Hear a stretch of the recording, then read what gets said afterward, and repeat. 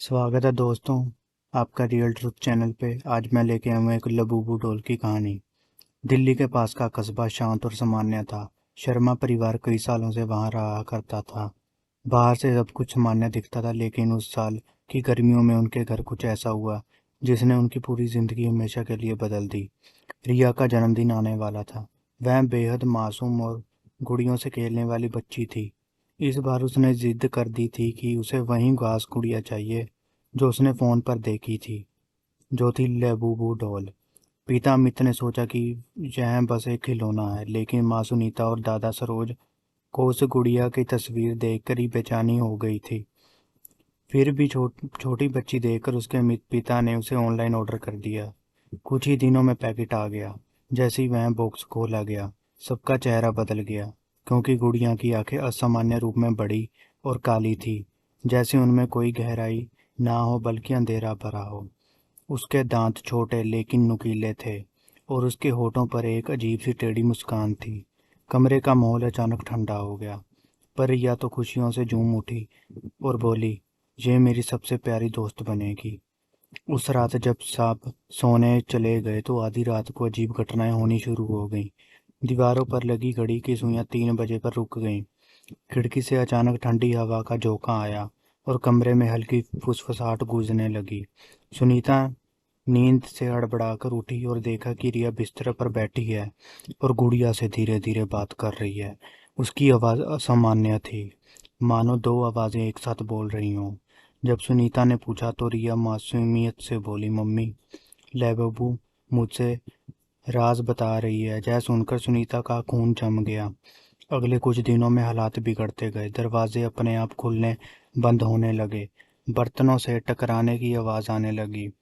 कई बार सुनीता ने महसूस किया कि कोई अदृश्य हाथ उनके कंधे पर छूकर चला जाता है।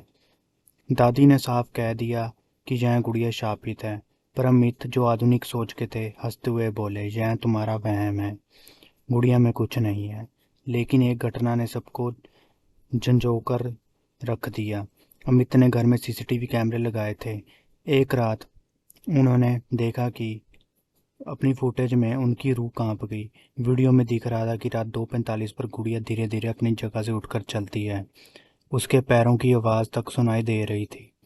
वह सीधे रिया के बिस्तर तक पहुंचती है। ठीक 3 बजे रिया आंखें खोलती है, मुस्कुराती है और गुड़िया को अपनी बाहों में ले लेती है। यह देखकर मित के हाथ कांपने लगे। दादी ने अपनी पुरानी किताब निकाली। उसमें लिखा था, लेबूबू डॉल सामान्य खिलौना नहीं है, बल्कि दानव पूज्य के माध्यम है। यह दानव बच्चों की आत्मा को अपने कब्जे में लेकर पूरे घर को शापित कर देता है। पहले हल्की हल्की घटनाएं होती हैं, फिर बच्चों का स्वभाव बदलता है और अंत में बच्चा गायब हो जाता है या पूरा परिवार तबाह हो जाता है। धीरे धीरे रिया भी बदलने लगी।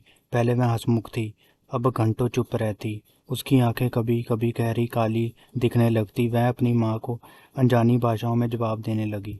कई बार रात में वह अकेले बैठकर गुड़िया से बात करती और कमरे में हल्की हंसी गूंजती।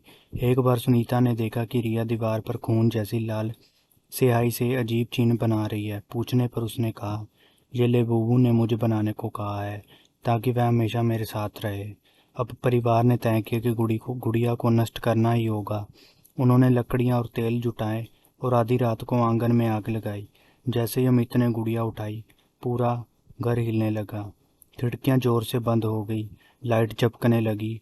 रिया पागलों की तरह चीखने लगी, इसे मत जलाओ, ये मेरी दोस्त है। अगर इसे जलाया तो वो सबको खा जाएगी। उसकी आवाज़ बदल चुकी थी, मानो उसके गले से कोई और बड़ा आदमी बोल रहा हो। गुड़िया की आंखों से खून टपकने लगा। उसकी मुस्कान भयानक हो गई। दादी ने कांपते हुए हाथों से मंत्र पढ़ना शुरू किया। अमित ने पूरी ताकत से गुड़िया को आग में फेंका। जैसे ही गुड़िया जलने लगी, एक भयानक चीख पूरे मोहल्ले में गूंज गई। घर की दीवारें कांप उठी और सब बेहोश हो गए। सुबह जब हमें सबको होश आया तो वो सब शांत हो गया, लेकिन सबसे बड़ा सदमा तब लगा जब रिया कहीं नहीं मिली। पूरा घर मोहल्ला हर जगह खोजा, पर उसका कोई निशान नहीं। तभी कमरे से वही हंसी सुनाई दी, रिया की, लेकिन उससे मासूमियत नहीं थी बल्कि एक दानव ताकत की गूंज थी। कमरे में देखा तो राख में आधी जली हुई लेबू डोल पड़ी थी। उसके पास छोटे पैरों के निशान थे जो धीरे धीरे बाहर की ओर जाते दिख रहे थे। पर दरवाज़ा अंदर से बंद था।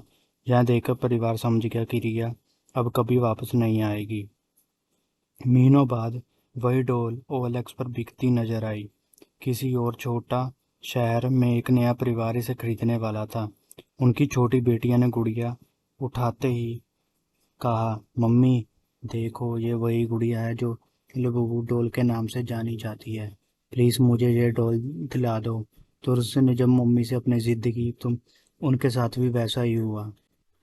उन्होंने वही गुड़िया जो ओलेक्स को ओलेक्स पर बेच दी थी। उसके बाद रिया गायब हो जाने के बाद शर्मा परिवार पूरी तरह टूट गया। माँ सुनीता दिन रात रोती रहती, दादी मंत्र पढ़ते पढ़ते थक गई और अमित अपराध बोध में जीने लगा। लेकिन घर का माहौल सामान्य नहीं हुआ। हर रात 3 बजे वहीं हल्की हंसी और छोटे पैरों की आहट सुनाई देती। कभी दीवारों पर छोटे छोटे लाल निशान बन जाते तो कभी दर्पण में रिया की परछाई दिखाई देती। एक रात अमित ने तय किया कि वह आखिरी बार उस गुड़िया को सामना करेगा। उसने राख से आधी जली लबूबू डोल उठाई और चिल्लाकर कहा, मुझे मेरी बेटी वापस दे दे। तभी घर की सारी लाइट्स बंद हो गई और अंधेरे में रिया की आवाज़ आई, पापा मैं यहीं हूँ, लेकिन अब मैं कभी लौट नहीं सकती। अचानक गुड़िया की आंखें चमक उठी। उसकी मुस्कान और भी चौड़ी होगी। उसी क्षण रिया की परछाई धीरे धीरे दीवार में समा गई। पूरी तरह भयानक ठंड से भरा कमरा अब सबको महसूस होने लगा। किसी ने उनकी आत्मा को जकड़ लिया हो। दादी ने कांपते हुए मंत्र पढ़ा, पर इस बार कोई असर नहीं हुआ। लबूबू डोल राख से उठकर सीधी खिड़की तक गई। खिड़की अपने आप खुली, वह बाहर अंधेरे में गायब हो गई। उस रात के बाद रिया कभी वापस नहीं आई। शर्मा परिवार उस घर को छोड़कर कहीं और चला गया, लेकिन पड़ोसियों का कहना है कि आज भी उस वीरान घर में आधी रात को एक बच्ची की हंसी सुनाई देती है और कभी कभी खिड़की से वह पर वही लबूबू डॉल दिखाई देती है, जिसकी आंखें किसी नए शिकार की तलाश में ढूंढ रही हों। और यह असली घटना है, इसे नज़रअंदाज मत किया जाए। अगर आपके पास भी लबूबू डॉल है तो उसे तुरंत जला दें।